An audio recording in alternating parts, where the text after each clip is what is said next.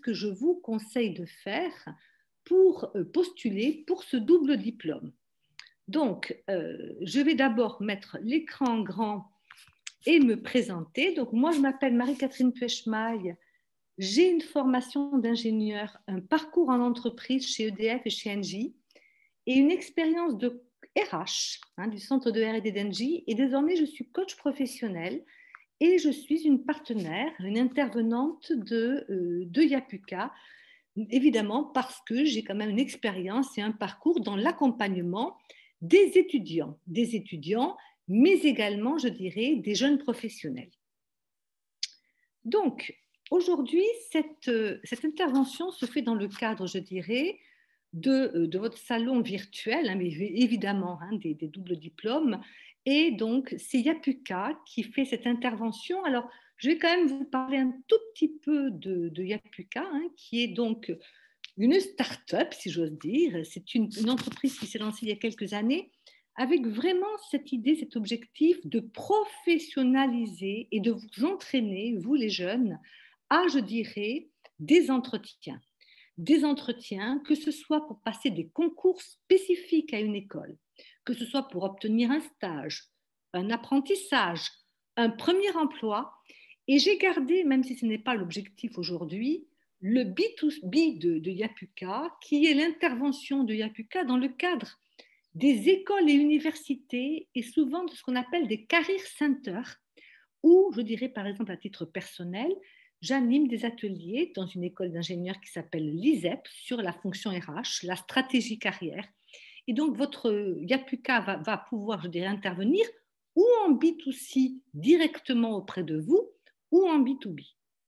Et donc, l'offre Yapuka actuellement qui serait susceptible de vous intéresser, ça serait cette offre d'aide, d'appui pour préparer, je dirais, un oral, parce que vous aurez probablement, si vous postulez, je dirais, à des doubles diplômes, un oral dans une des écoles à préparer. Voilà.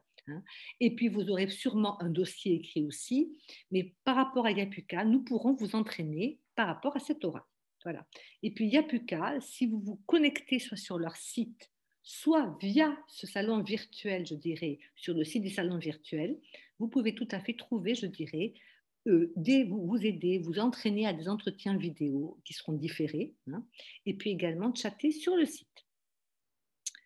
Alors, je vais passer très vite sur la population, je dirais, des coachs, des entraîneurs Yapuka, c'est-à-dire que ce soit des professionnels comme moi, soit des jeunes étudiants d'école qui sont passés par ces concours, qui sont passés, je dirais, par ces oraux et qui peuvent vous faire bénéficier de leur expérience. L'ensemble des partenaires de Yapuka, donc vous voyez qu'il y en a quand même énormément. Alors,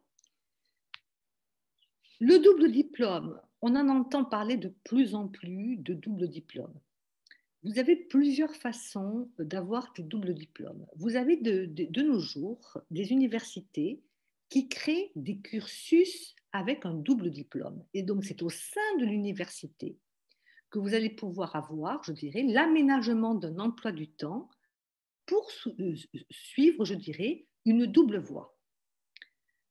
On parle aussi de double diplôme quand il existe entre un établissement qu'on appelle une école, une université, école commerciale, ingénieur, et un autre établissement, un accord académique qui va faire que l'étudiant va alterner, par exemple, va faire première année et deuxième année dans une école 1, la troisième année dans l'école 2, et s'il satisfait au diplôme, je dirais, et au contrôle continu du diplôme 2, il obtiendra de ce fait l'équivalent, je dirais, du diplôme 1 et aura donc ce double diplôme.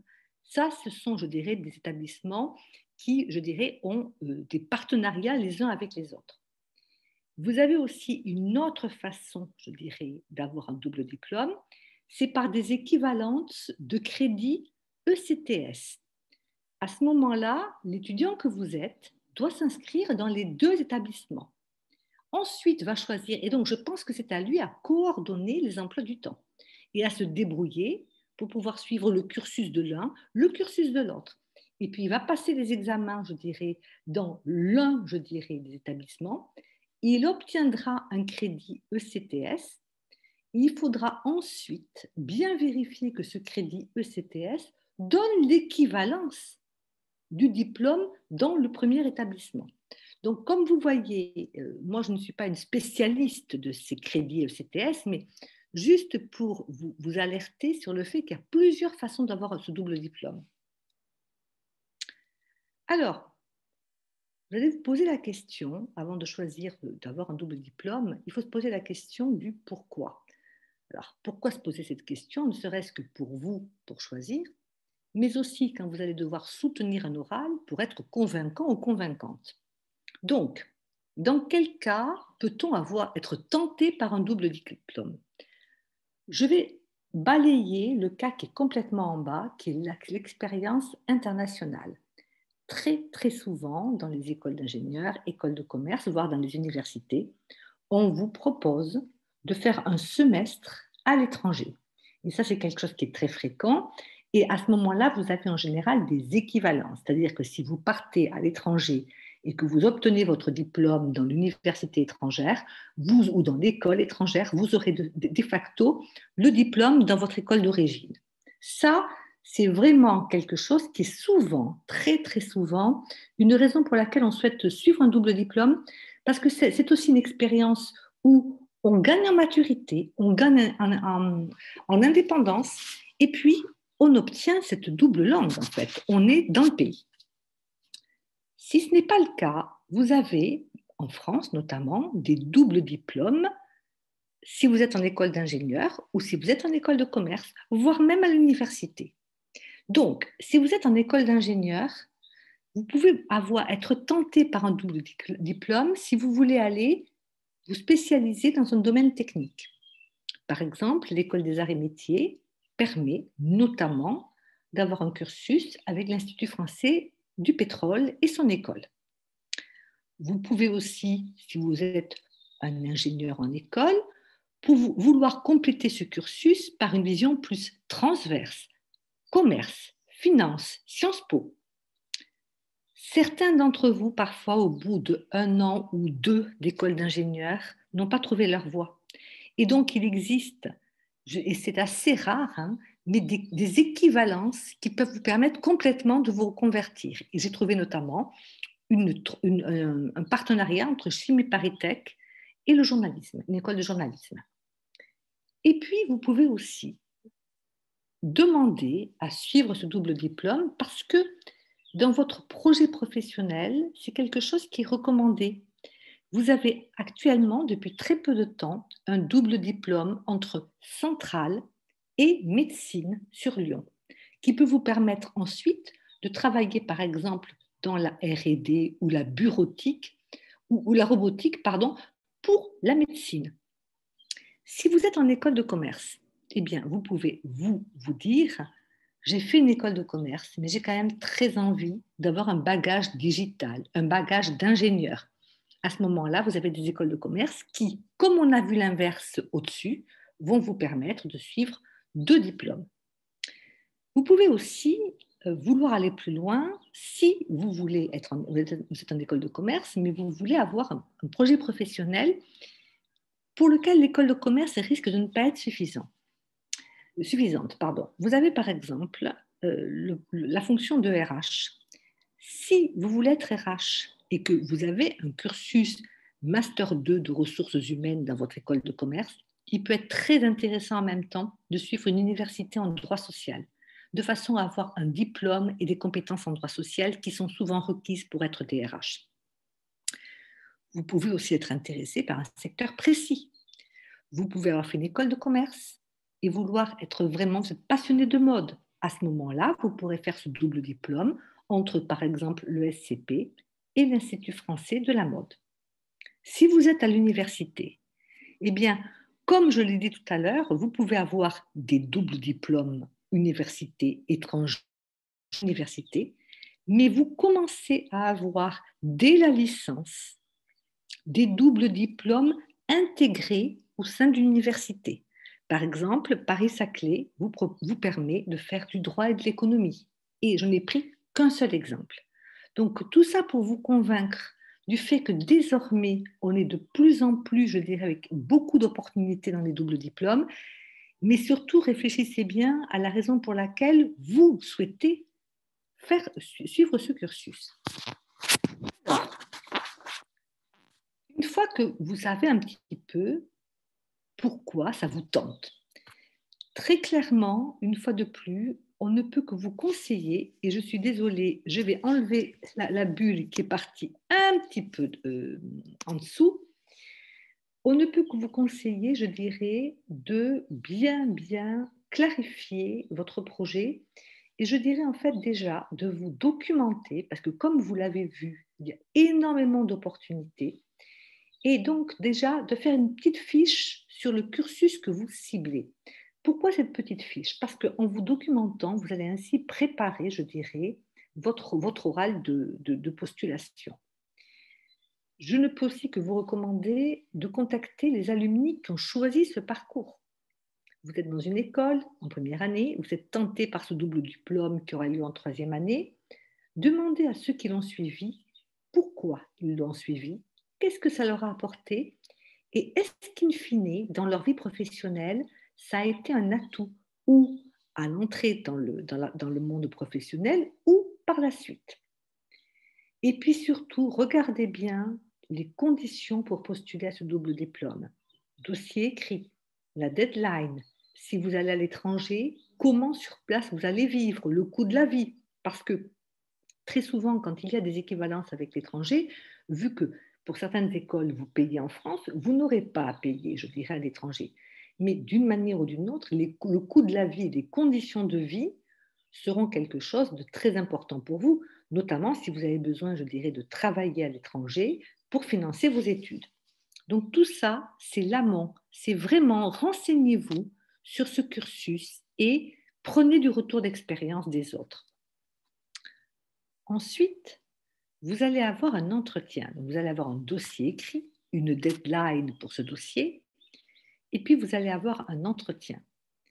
Cet entretien, il y a deux finalités. Il y a celle de l'école ou de l'université qui va quand même s'assurer qu'ils ne viennent pas pour hasard. Vous ne venez pas par hasard. Donc, il y a vraiment la cohérence entre, je dirais, le projet que vous avez et le propose. Et puis s'assurer que vous êtes capable de suivre le cursus et votre motivation pour le faire.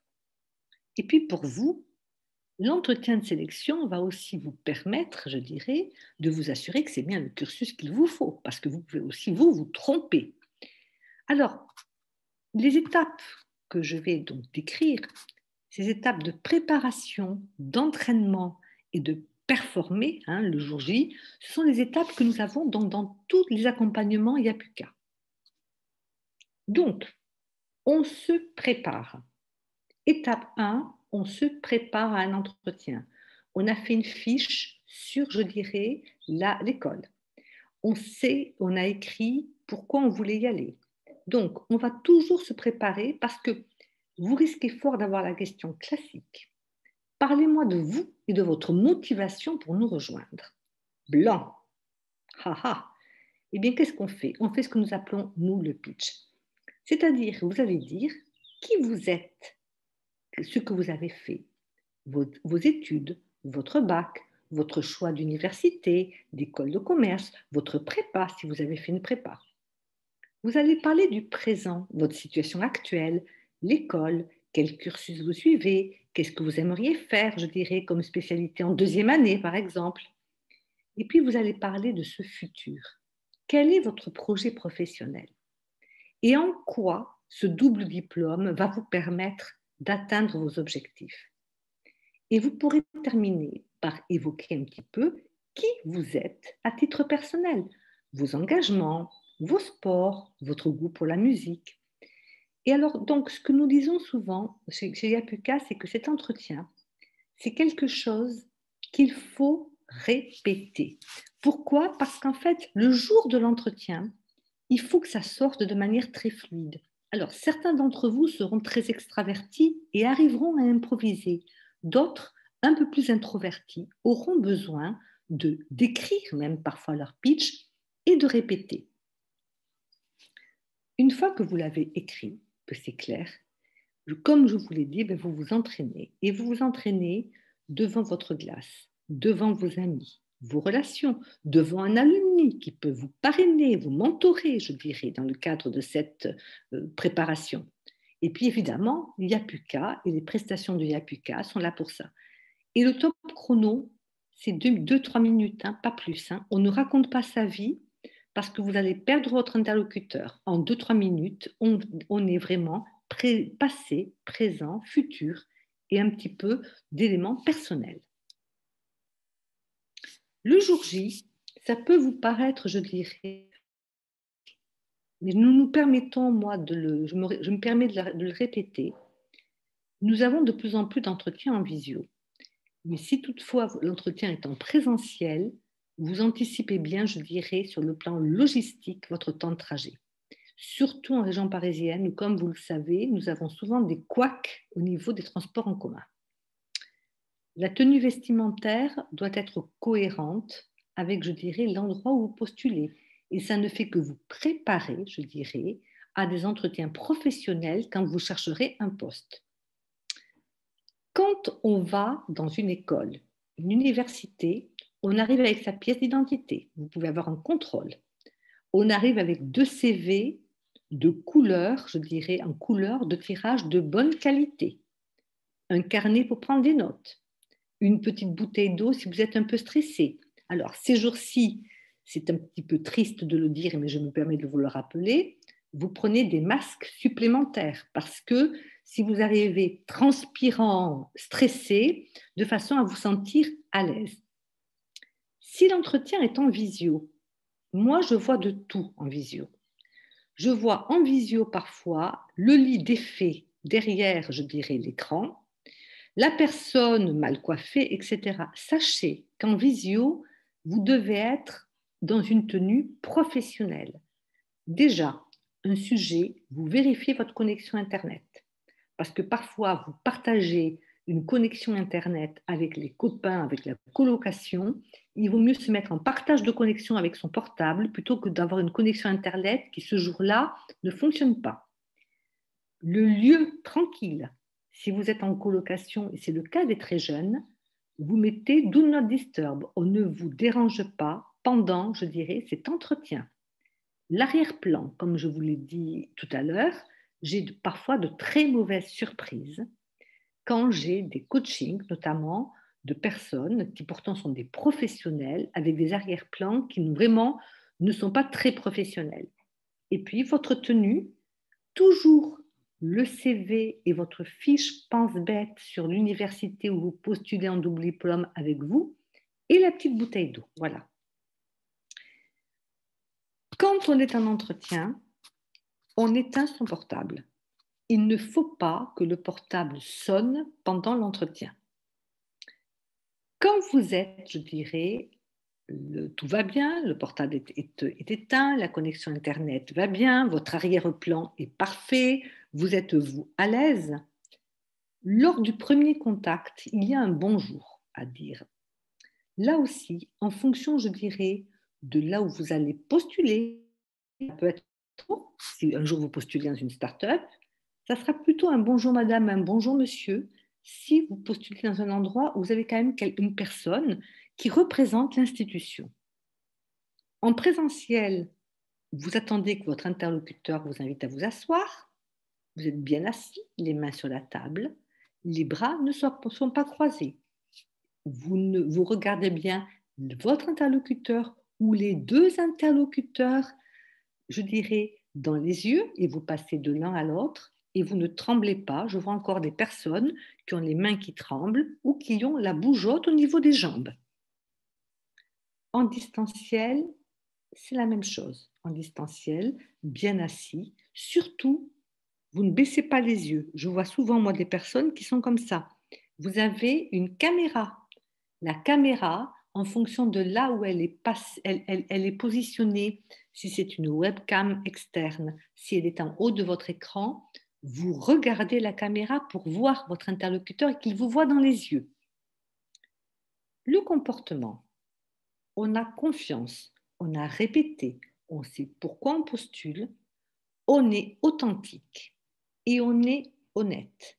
On ne va pas booster un CV et raconter des choses extraordinaires quand on a 21 ans, 22 ans, parce que l'interlocuteur que vous aurez en face de vous va éventuellement vous challenger si vous êtes un petit peu, je dirais, vous boostez ou vous augmentez vos responsabilités. J'étais le directeur de telle et telle association. Non. En général, on a participé à une association, on a pu créer une association, mais des mots un peu pompeux quand on est très jeune, comme directeur, soyez modeste, authentique et honnête. Soyez dans l'écoute pour répondre avec précision aux questions. N'hésitez pas à prendre quelques notes. Si vous êtes une personne qui est un petit peu stressée et qui vous est difficile en même temps d'écouter et de mémoriser, vous prenez quelques notes. Le ton est clair, précis et on ne parle pas trop vite. On ne bâcle pas cet entretien parce qu'il est important pour votre interlocuteur, il est aussi important pour vous. On est détendu et on sourit. Et en partant ou en fermant son écran ou sa session sur l'ordinateur, on remercie. Voilà, donc aujourd'hui, c'était un petit peu la finalité de ce que je voulais partager avec vous. C'était vous bien essayer d'illustrer les différents types de double diplôme qui existent, illustrer le fait qu'il y a plusieurs raisons pour lesquelles on suit un double diplôme et ensuite, je dirais, comment s'y préparer, sachant qu'il y a aussi d'autres possibilités, c'est-à-dire que si vous ne faites pas un double diplôme tout de suite, vous pourrez aussi plus tard, après un bac éventuellement plus 5, continuer vos études et vous reprendre vos études. Dans ce cas-là, ça ne sera peut-être pas nécessairement par un master, mais par un master. Il y en a de plus en plus proposés dans les écoles et les universités. Certes, ils sont souvent coûteux, et là, ça sera pareil. Vous devrez postuler et préparer un entretien. Voilà. Donc moi, je vais arrêter de partager l'écran. J'espère que cette présentation vous a été utile et nous avons quelques minutes de questions-réponses. S'il y en a, tout simplement.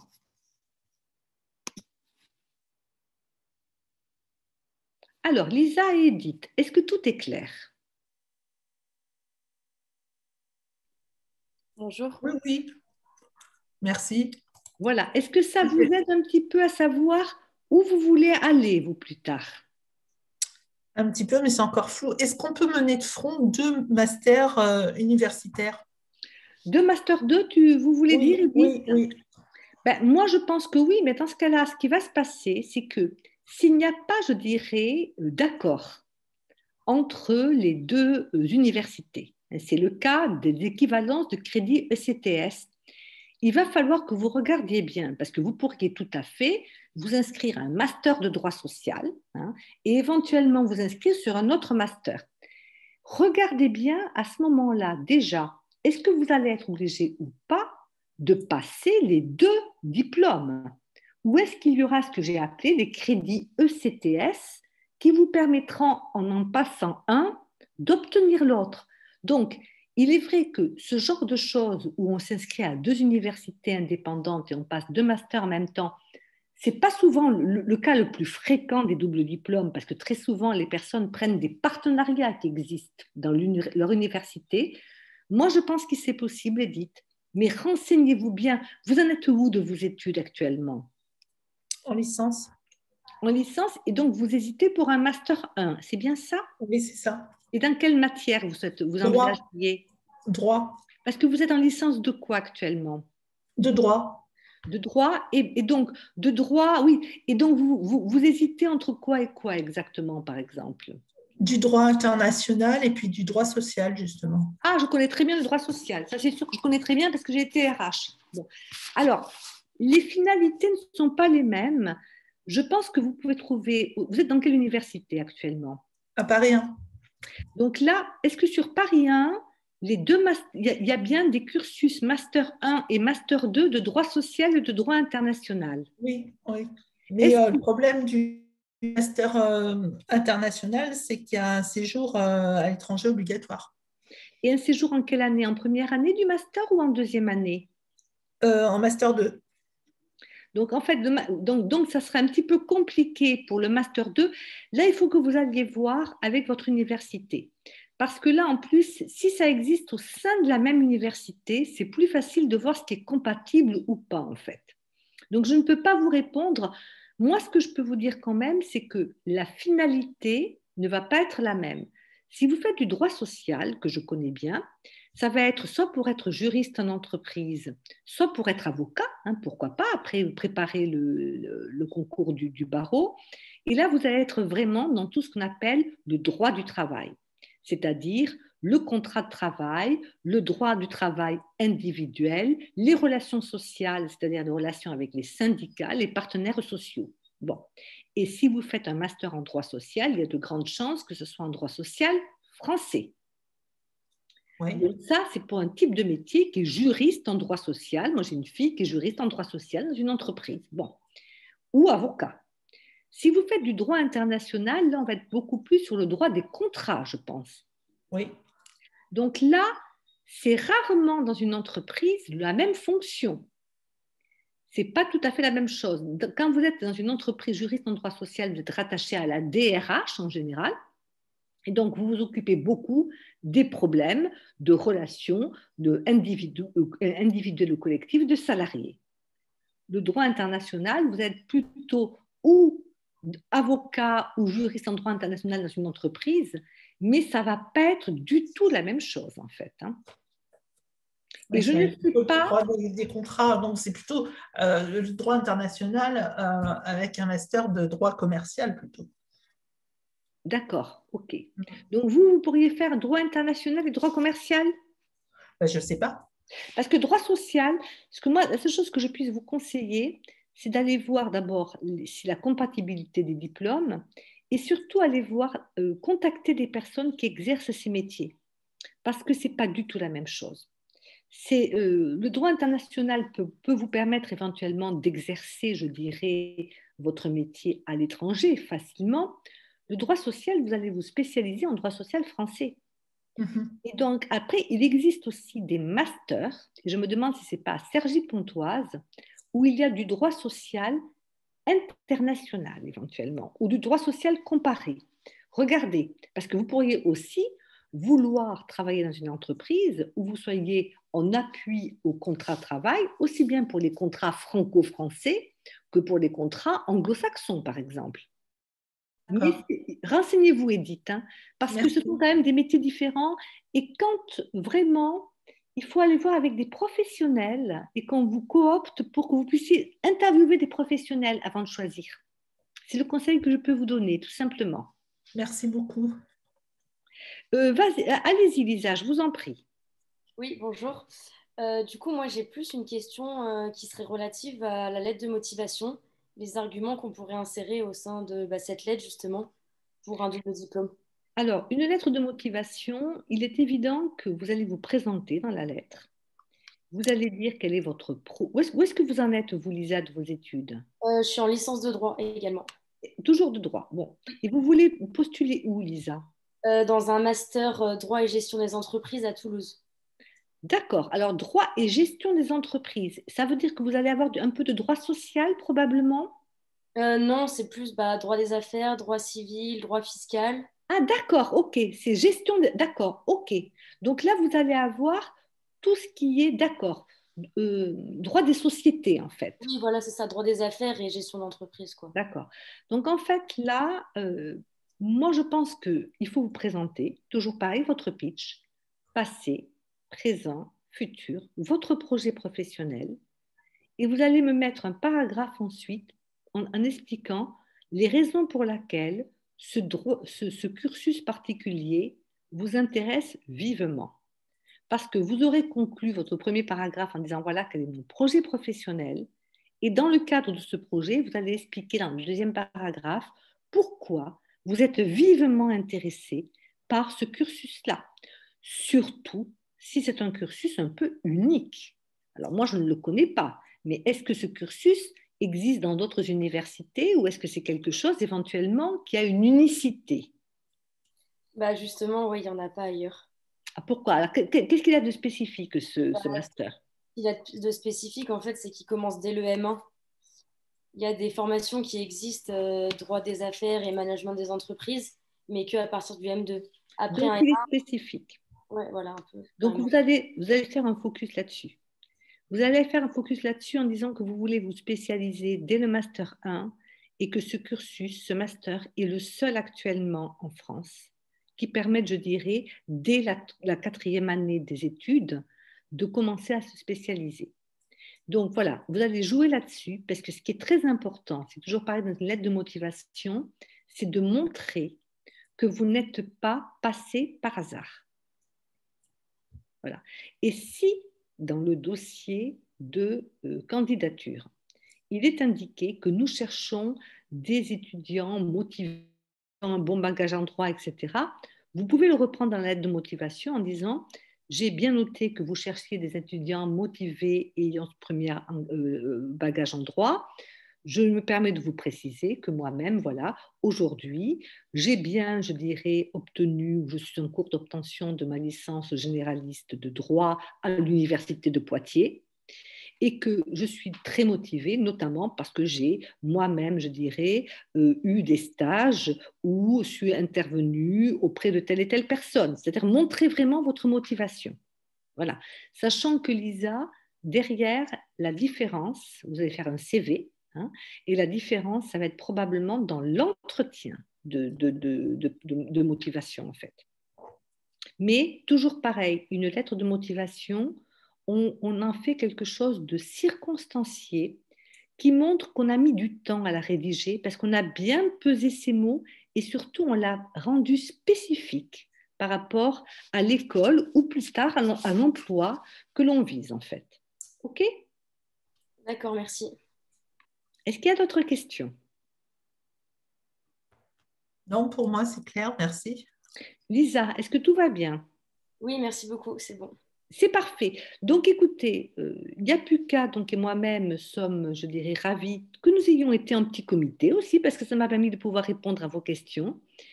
Moi, je vous souhaite de bien réfléchir à ce cursus professionnel, de bien vous renseigner en amont, parce que plus vous renseignerez en amont, plus les choses seront claires. Et puis, je vous souhaite beaucoup de réussite dans vos études et un bon dimanche. Merci beaucoup, bonne soirée. Bonne soirée. Romane, bonne soirée aussi à toi. Bonne soirée à tous. Au revoir. Au Au revoir. revoir.